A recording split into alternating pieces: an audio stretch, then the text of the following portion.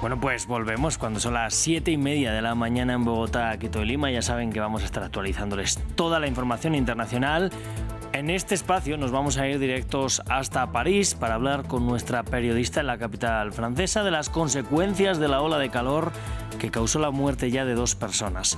También vamos a conversar sobre la llamada entre Emmanuel Macron y Vladimir Putin, la primera entre el presidente francés y su homólogo ruso desde septiembre de 2022. Pero eso va a ser después de las noticias, así que vamos con ellas. Hay nuevos bombardeos israelíes sobre la franja de Gaza que dejan al menos 30 muertos este miércoles, esto a la espera de un posible alto el fuego. El martes, Donald Trump dijo que Israel había aceptado un cese de hostilidades de 2 meses e instó a Hamás a aceptarlo. Y el Dalai Lama ha anunciado que se inicia el proceso para encontrar su reencarnación y seguir de esta forma la tradición budista tibetana. Aunque no indicó quién podría ser su sucesor, el anuncio fue entendido como un desafío a las autoridades de China que controlan el Tíbet desde la década de 1950.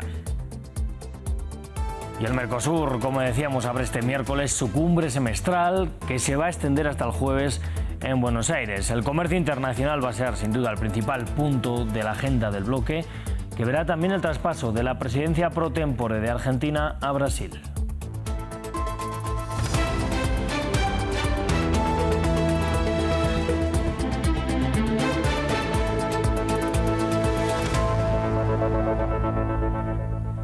Pues vamos a comenzar este informativo en Gaza, en donde fuentes médicas señalan que los últimos ataques de Israel dejan ya al menos 30 nuevos muertos durante este miércoles. Esto tan solo horas después de que Donald Trump asegurara que habrá un alto el fuego entre Israel y Hamás el martes. El presidente estadounidense dijo que el gobierno de Benjamin Netanyahu había aceptado los términos para un cese de hostilidades de 2 meses en la franja. El republicano también instó a Hamás a aceptarlo. Nuevas explosiones en el sur de la Franja de Gaza e intensos disparos israelíes contra el enclave en los últimos días. Israel anunció el martes que había ampliado su ofensiva. En Khan Yunis, los palestinos siguen llorando a sus muertos. Mientras dormíamos oímos un ataque que sacudió el lugar como un terremoto y empecé a gritar y a llamar a mi hijo. ¿Dónde está la puerta? Parecía que el bombardeo había llegado y que había mártires. Salimos y encontramos la tienda en llamas. Más de 56.000 personas, en su mayoría civiles, murieron en el enclave desde el comienzo de las represalias israelíes. Vinieron aquí pensando que era una zona segura y los mataron. Los mataron en una zona segura. ¿Qué hicieron?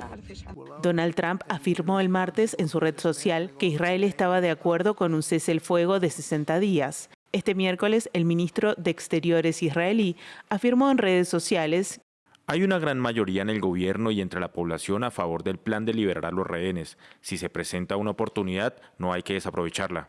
Benjamin Netanyahu debe reunirse con Donald Trump el lunes en Washington. En tanto, Hamás indicó que estaba listo para un cese el fuego, pero con el objetivo de poner fin a la guerra.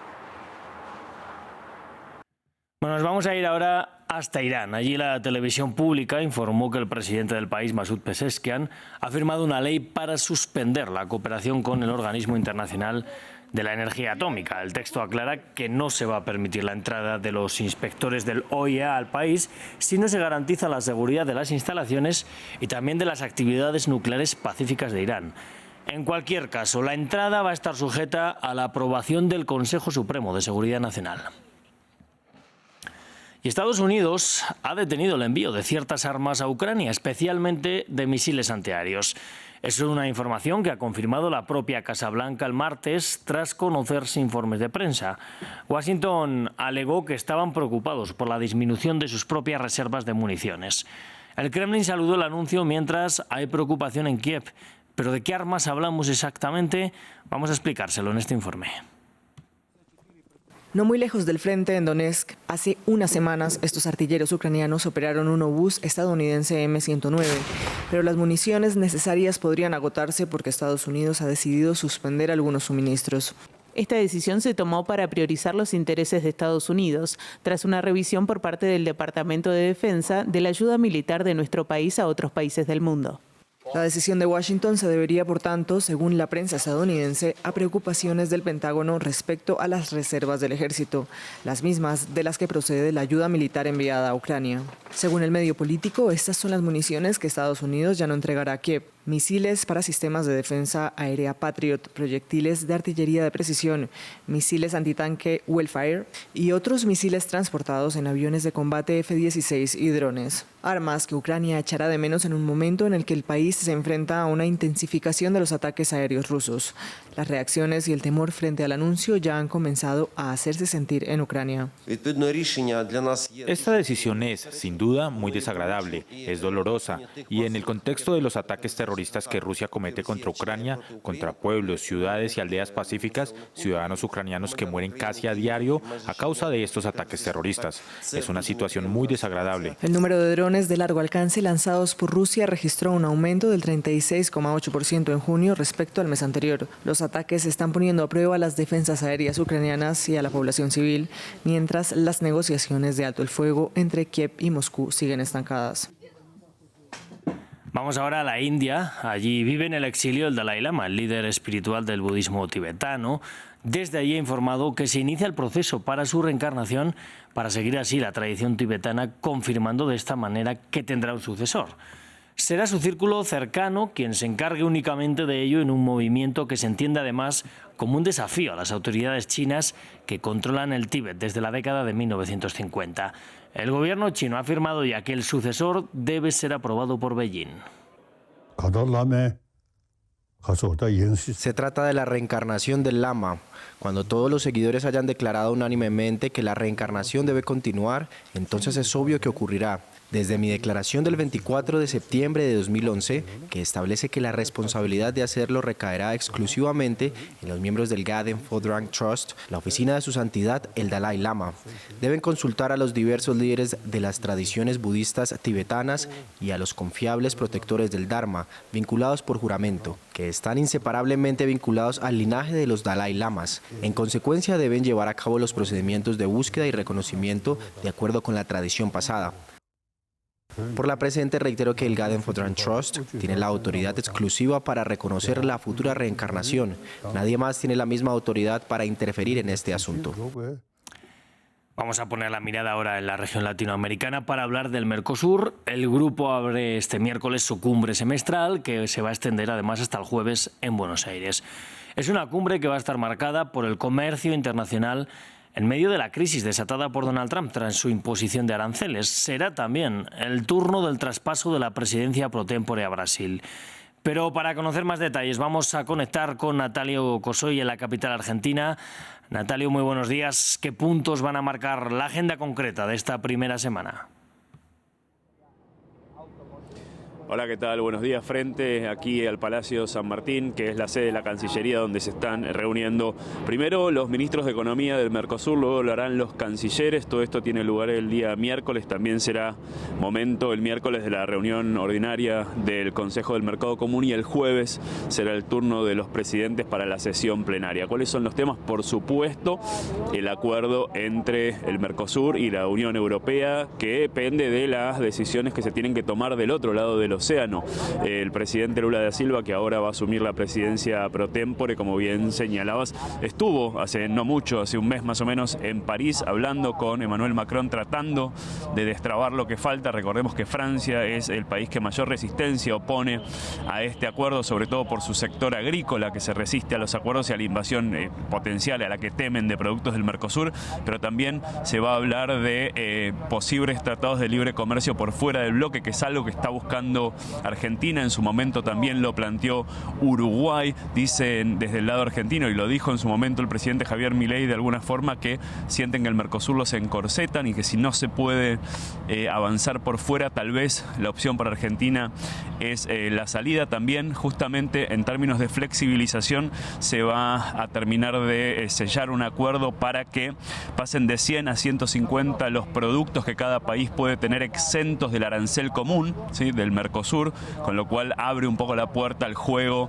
comercial por fuera del bloque, pero en definitiva yo diría que lo que está en el centro de la agenda es esto que vengo describiendo, es esta tensión entre la consolidación del bloque y la necesidad de abrirse el bloque para tratar de hacer acuerdos por fuera del Mercosur, y hay que ver cuál de las dos posiciones va a ser la que termine teniendo más fuerza.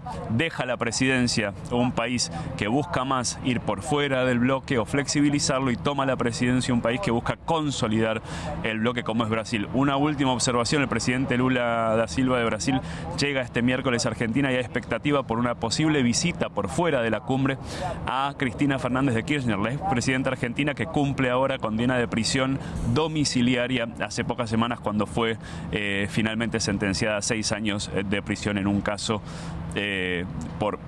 por mala administración de obras viales en la provincia de Santa Cruz, por la que está involucrada.